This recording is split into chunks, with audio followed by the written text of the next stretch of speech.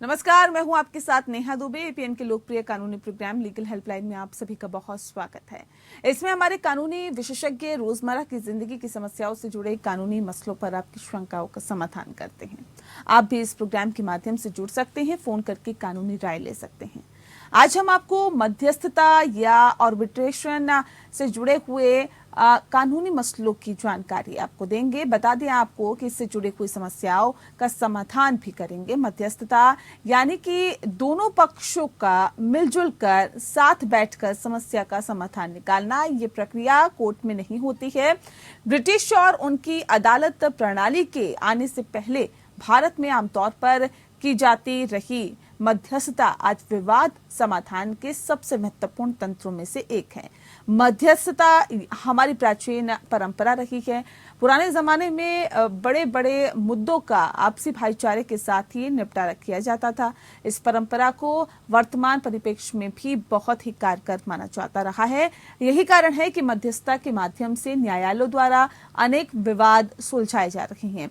इस प्रक्रिया के माध्यम से विवादों को आपस में बैठकर सुलझाया जा सकता है और ये किसी भी विवाद को निपटाने की सरल और निष्पक्ष आधुनिक प्रक्रिया है। इसमें किसी भी दबाव के बिना आपसी भाईचारे के द्वारा विवादों का निपटारा होता है और सभी पक्ष अपनी इच्छा से समस्या का समाधान निकाल सकते हैं। इस पद्धति के द्वारा ही विवादों का जल्दी ही निपटारा और धन की बचत भी होती है और साथ ही आपको बता दें कि न्यायालयों पर बढ़ते मुकदमों का बोझ भी कम होता है। ये तो थी खैर बहुत ज्यादा बुनियादी ही जानकारी। ज्यादा जानकारी मध्यस्थता पर देंगे आज के हमारे कानूनी विशेषज्ञ अधिवक्ता गुंजन कुमार जी।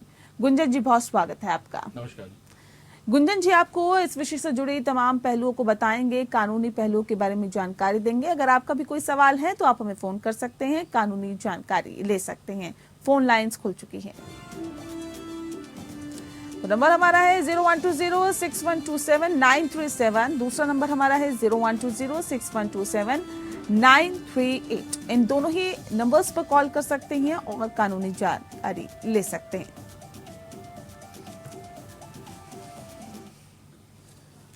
सबसे पहले सवाल मेरा गुंजन जी आपसे है, क्योंकि आज हम दरअसल मध्यस्थता की ही बात कर रहे हैं, तो बहुत जरूरी ये हो जाता है सबसे पहले जानना कि थोड़ा सा डेफिनेशन देख के बताइए कि मध्यस्थता यानी कि आर्बिट्रेशन ये है क्या।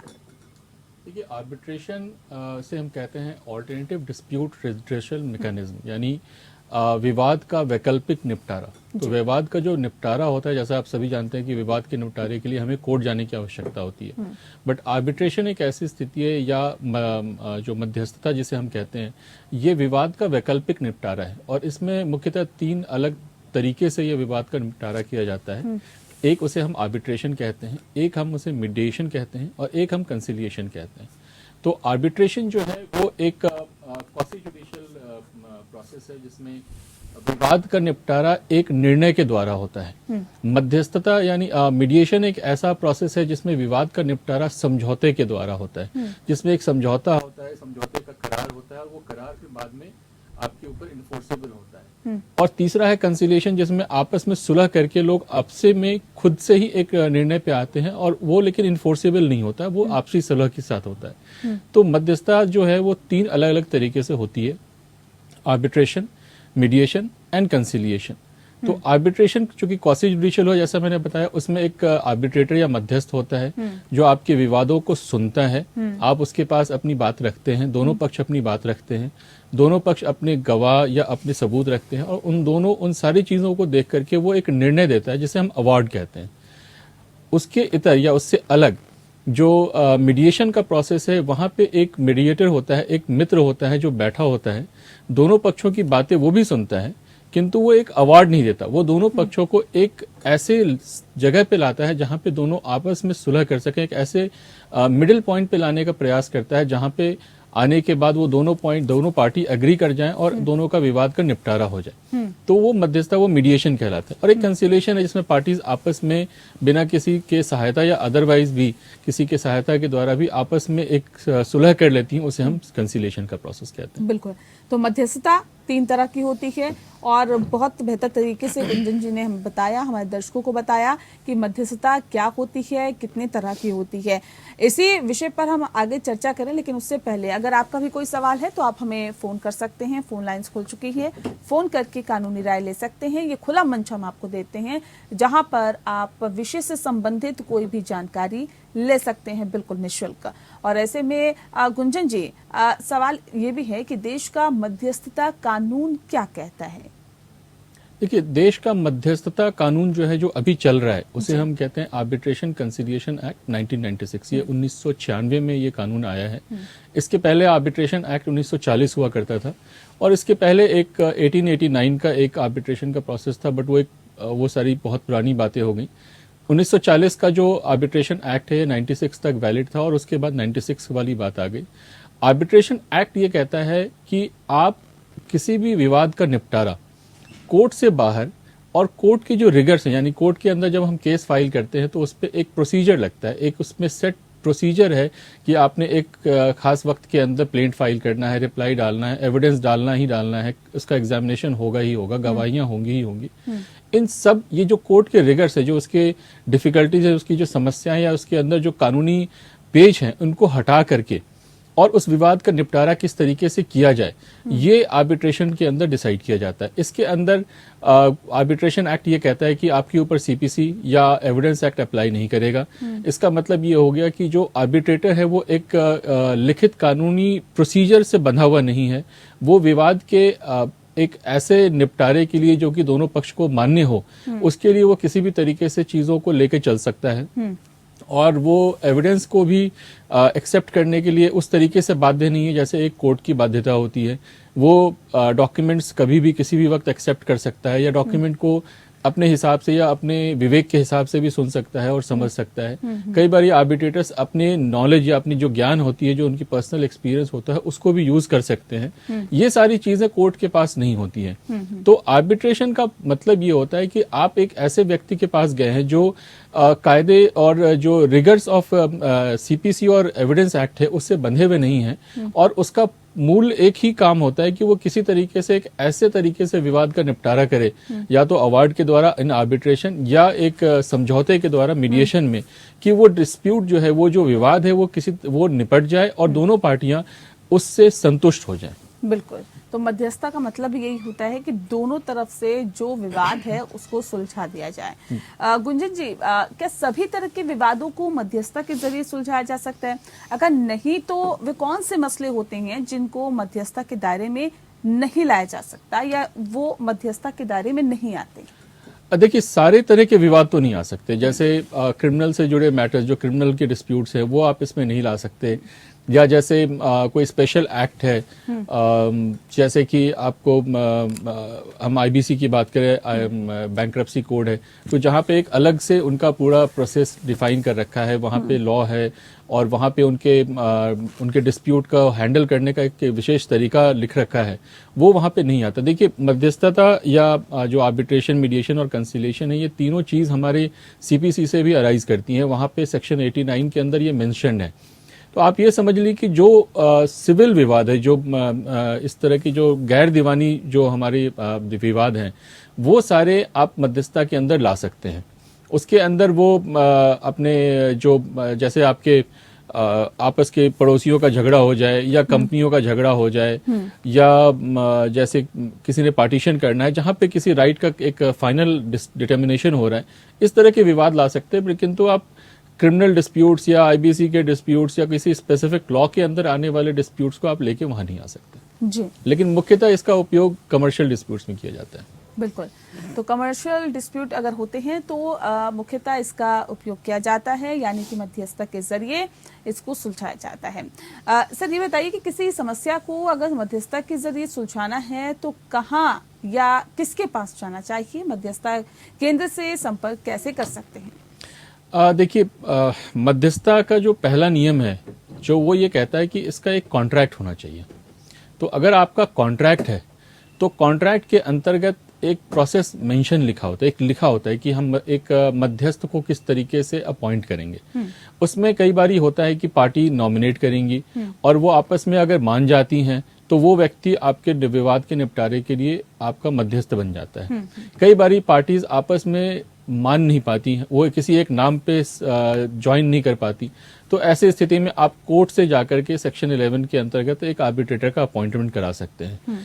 आप एक आर्बिट्रेशन आपस में कई बारी जो आर्बिट्रेशन सेंटर्स हैं, जैसे दिल्ली के अंदर Delhi high court international arbitration centre है, आप उनको भी अप्रोच कर सकते हैं कि हमारे बीच एक विवाद हो गया है और आर्बिट्रेशन का प्रोसेस है, आप हमारे विवाद को आर्बिट्रेशन के द्वारा निपटा दें। तो वो भी इसके ऊपर अपने रूल्स एंड रेगुलेशंस के अंतर्गत इसमें एक्शन ले सकते हैं। जी तो बिल्कुल आपको कहाँ जाना है इसकी भी जानकारी हमने आपको दी है कि इस तरह के केंद्र बने होते हैं, वहां पर जाकर आप इसके लिए अप्लाई कर सकते हैं। सर ये बताइए कि क्या मध्यस्थता में कानून का इस्तेमाल होता है, क्या वकील की जरूरत होती है या फिर वकील की जरूरत नहीं होती, आप एक एप्लीकेशन के जरिए या फिर आप जब जाते हैं केंद्र में उसके जरिए कि आप चीजों को निपटा लेते हैं, समस्या का समाधान हो जाता है, या वकील की जरूरत पड़ती है? सर क्या है इसका प्रोसीजर? देखिए, वकील की आवश्यकता वैसे नहीं है, लेकिन तो आप ये देखिए जब डिस्प्यूट होता है या विवाद होता है तो अंततः उसका जो निपटारा होता है वो कानून के दायरे में होता है।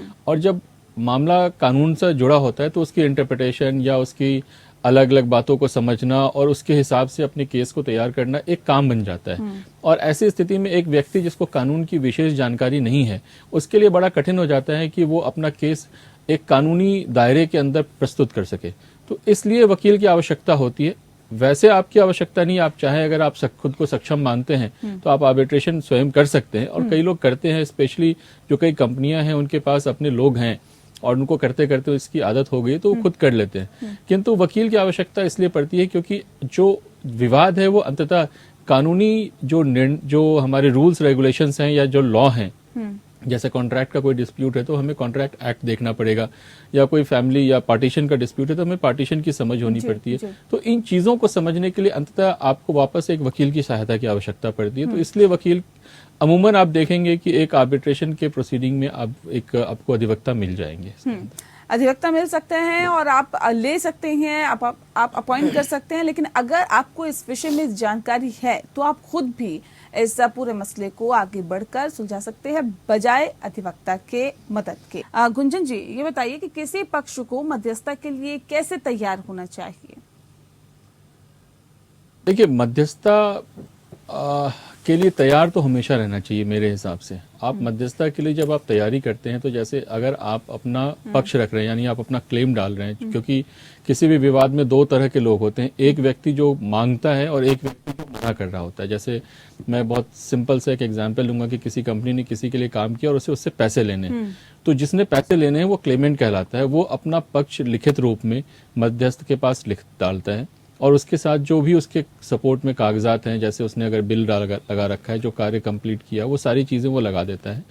और फिर जो दूसरी साइड है वो उसका जवाब डालती है और फिर इसके ऊपर बहस हो जाती है। तो प्रिपेयर करने का तरीका ये होता है कि जब आप केस को तैयार कर रहे हैं तो आपके केस से या आपके पक्ष में जो भी कागजात हैं आप उसको अपने साथ जमा कर लें।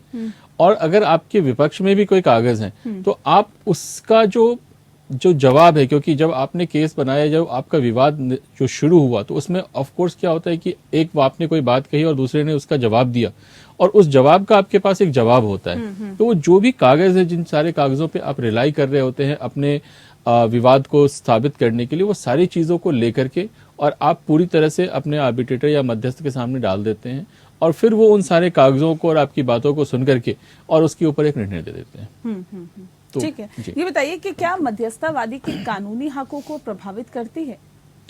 देखिए, मध्यस्थता कानूनी हकों को प्रभावित नहीं करती है, मध्यस्थता कानूनी हक को इम्प्लीमेंट करती है। जैसे किसी व्यक्ति का अगर पैसे किसी से लेने हैं तो वो मेरा कानूनी हक है, मैंने काम किया और मैंने उससे पैसे लेने, वो मेरा कानूनी हक है।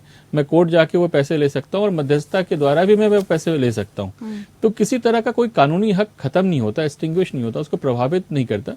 वो अपने कानूनी हक को आप उसके द्वारा इन्फोर्स कर सकते हैं। वो एक तरीका है, कोर्ट जाने की बजाय आप किसी मध्यस्थ के थ्रू जाते हैं और वहां पे दो फायदे होते हैं। एक तो वक्त कम लगने की बात होती है क्योंकि उसके पास आपका ही केस है, कोर्ट में जैसे सैकड़ों केस थे वो बात नहीं होती। दूसरा, उसके पास और कोई काम नहीं है तो वो पूरा ध्यान आपके केस पे दे सकता है। तो इस बात की संभावना ज्यादा होती है कि वो जल्दी से जल्दी और अच्छे से अच्छे तरीके से सारे विवाद को समझ करके एक अच्छा निर्णय दे सकता है या एक अच्छा समझौता करा सकता है। तो वो आपके कोई कानूनी अधिकार को छेड़ता नहीं है, वो आपके कानूनी अधिकार को स्टैब्लिश करता है। ठीक है गुंजन जी, मध्यस्थता के फैसले से अगर पक्ष राजी नहीं है तो क्या कोर्ट में इससे चुनौती दी जा सकती है? देखिए, चुनौती का अधिकार बड़ा मौलिक सा अधिकार है हमारा। कोई भी निर्णय फाइनल नहीं हो सकता, उसको चुनौती देने का अधिकार अगर नहीं होगा तो फिर वो निर्णय फिर हम रिट में जा सकते हैं, उसकी बात होती है। किंतु तो जहां तक हाँ वो थोपना हो जाएगा। इसलिए जहां तक आर्बिट्रेशन की बात है उसमें अधिकार है, हम उसको चैलेंज कर सकते हैं। यहाँ अपील नहीं होती, यहाँ ऑब्जेक्शन होता है। उस अवार्ड के खिलाफ आप एक ऑब्जेक्शन फाइल करते हैं और उस ऑब्जेक्शन का निपटारा सेक्शन 34 है आर्बिट्रेशन एक्ट का, उसके अंदर ऑब्जेक्शन होता है। अगर आपको कोर्ट के उस ऑब्जेक्शन के निर्णय से भी अगर आप इत्तेफाक नहीं रखते या आपको उससे कोई लगता है कि ये गलत ऑर्डर दे दिया कोर्ट ने, तो आप उसके विरुद्ध अपील डालते हैं सेक्शन 37 के अंदर। तो ये दो स्तर हैं जहां पे एक आर्बिट्रेशन के अवार्ड को आप क्वेश्चन कर सकते हैं, चैलेंज कर सकते हैं। ठीक है, कोर्ट के आदेश के बाद अगर फैसले से संतुष्टि नहीं होती है तो क्या दोनों पक्ष मध्यस्थता कर सकते हैं क्या? देखिए, दो बात हो गई इसके अंदर में आपको इसको फिर जैसे मैंने कहा कि मध्यस्थता के दो आयाम हो गए, एक आर्बिट्रेशन और एक मीडिएशन। तो कोर्ट का ऑर्डर, जैसे कोर्ट का ऑर्डर अगर मैं ये मानूं कि सिविल कोर्ट का ऑर्डर है तो उस ऑर्डर के खिलाफ आर्बिट्रेशन नहीं हो सकता क्योंकि उस ऑर्डर के खिलाफ अपील होगा। किंतु अगर कोई कोर्ट का ऑर्डर हो जाता है और ऑर्डर होने के बाद भी दोनों पक्ष अगर मीडिएट करना चाहते हैं, यानी आपसी सुलह करना चाहते हैं कि चलो भाई कोर्ट ने तो एक निर्णय दे दिया किंतु दोनों पार्टी में किसी वजह से आपस में सुलह हो गई, तो वो मीडिएशन फिर भी हो सकता है। और वो मीडिएशन के द्वारा इस बात को रिकॉर्ड कर सकते हैं कि यस, एक कोर्ट ने ऑर्डर दिया लेकिन हम लोगों ने आपस में बाद में एक सुलह कर ली है और हम इसको इस तरीके से, जो कोर्ट के ऑर्डर को हम इस तरीके से इम्प्लीमेंट करेंगे, वो मीडिएशन हो सकता है, उसका एक कॉन्ट्रैक्ट बन सकता है अलग से। लेकिन कोर्ट के ऑर्डर के खिलाफ आप नहीं जा सकते। ठीक है, जब कोई विवाद ना हो तो किसी सौदे के लिए मध्यस्थता का उपयोग क्या किया जा सकता है? नहीं, देखिए, आर्बिट्रेशन सेक्शन 7 जो है ना, वो शुरू ही होता है डिस्प्यूट से, एनी और ऑल डिस्प्यूट। तो जो विवाद होना बहुत आवश्यक है क्योंकि आप कोर्ट में बिना विवाद के नहीं जाते। कोर्ट जाने का मतलब ही है विवाद। हम आर्बिट्रेटर के पास विवाद के लिए, निपटारे के लिए जाते हैं और कोई कारण नहीं है हमारा उनके पास जाने का। तो विवाद तो आवश्यक है, कोई भी विवाद हो, कैसा भी विवाद हो, पैसे का विवाद हो या आपसी किसी तरह की कोई मनमुटाव हो, जैसे कई बार पार्टीशन के मैटर्स भी चले जाते हैं मीडिएशन के अंदर में, तो विवाद होना चाहिए, विवाद का निपटारा हो सकता है। लेकिन आर्बिट्रेशन में बिना विवाद के आप नहीं जा सकते। जी, क्या मुख्य अनुबंध शून्य होने के बाद भी क्या मध्यस्थता समझौता वैध हो सकता है? जी बिल्कुल। जो मेन कॉन्ट्रैक्ट है, जो हमारा मुख्य अनुबंध जिसे कहते हैं, शून्य होना या कई लोग जैसे वो हम समझते हैं कि वॉइड डिक्लेयर हो जाता है, तो अगर मुख्य कॉन्ट्रैक्ट शून्य हो जाए या वॉइड डिक्लेयर हो जाए तो भी जो आर्बिट्रेशन है, आर्बिट्रेशन का क्लॉज एक अलग कॉन्ट्रैक्ट माना जाता है और वो सर्वाइव करता है उस कॉन्ट्रैक्ट को, तो उसको वो आर्बिट्रेशन फिर भी वैलिड होगा और वो उस पर एप्लीकेबल होगा। इनफैक्ट अगर आर्बिट्रेशन है तो आप कोर्ट नहीं जा सकते। आपको आपके लिए ये है कि आवश्यक है कि आप आर्बिट्रेशन ही करेंगे, आप कोर्ट नहीं जा सकते। जी, यदि एक पक्ष मध्यस्थता समझौते की उपेक्षा करता है और अदालती कार्रवाई शुरू करता है तो क्या किया जा सकता है? देखिए, अदालती कार्रवाई अगर उसने उपेक्षा करके शुरू कर दी तो आप सेक्शन 8 के अंदर आप एक एप्लीकेशन डालते हैं कोर्ट के पास और ये एप्लीकेशन आपको पहली दिन पे डालना होता है। यानी आपके जवाब से पहले, आप किसी भी तरीके की जवाब से पहले आपको सबसे पहले सेक्शन 8 के अंदर कोर्ट को कहना होता है कि मैं कोर्ट के लिए राजी नहीं हूं, हमने आपस में मध्यस्थता या आर्बिट्रेशन डिसाइड किया था और मुझे आप एक आर्बिट्रेटर के पास ही भेज दें। और वो जो एप्लीकेशन है वो मैंडेटरी होता है और कोर्ट उसको इग्नोर नहीं कर सकती। किंतु अगर आपने पहली डेट पे ये एप्लीकेशन नहीं लगाई और पहले अपना रिटन अप्लाई डाल दिया तो वो आपका जो ऑप्शन है वो खत्म हो जाता है। यानी ये जो चॉइस आपने दी होती है आर्बिट्रेशन की, ये आपकी नल हो जाती है, ये आपकी खत्म हो जाती है और आपको फिर कोर्ट में ही जाना पड़ता है। तो ये ऑप्शन आपको पहले दिन एक्सरसाइज करना था। अगर आपके पास नोटिस आया और आप फर्स्ट डे, जब पहले दिन आप कोर्ट जाते हैं, तो पहले दिन ही आपने कोर्ट को कहना होता है कि ये आप यहाँ नहीं सुने क्योंकि इसमें आर्बिट्रेशन है और मैं आर्बिट्रेशन ही चाहता हूँ। जी, बहुत शुक्रिया आपका गुंजन धन्यवाद। जी। आपने बहुत विस्तार से, बहुत तफसील से हमारे दर्शकों को बताया कि आखिर मध्यस्थता क्या है, आर्बिट्रेशन क्या है, कैसे आप इसके लिए अप्लाई कर सकते हैं, कहां पर जा सकते हैं और किस तरह से मध्यस्थता करवा सकते हैं और वकील की जरूरत होती है या फिर नहीं होती, ये भी आपने बहुत विस्तार से हमारे दर्शकों को बताया। बहुत शुक्रिया आपका हमारे इस खास कार्यक्रम के माध्यम से जुड़ने के लिए। लीगल हेल्पलाइन में फिलहाल के लिए इतना ही। नमस्कार।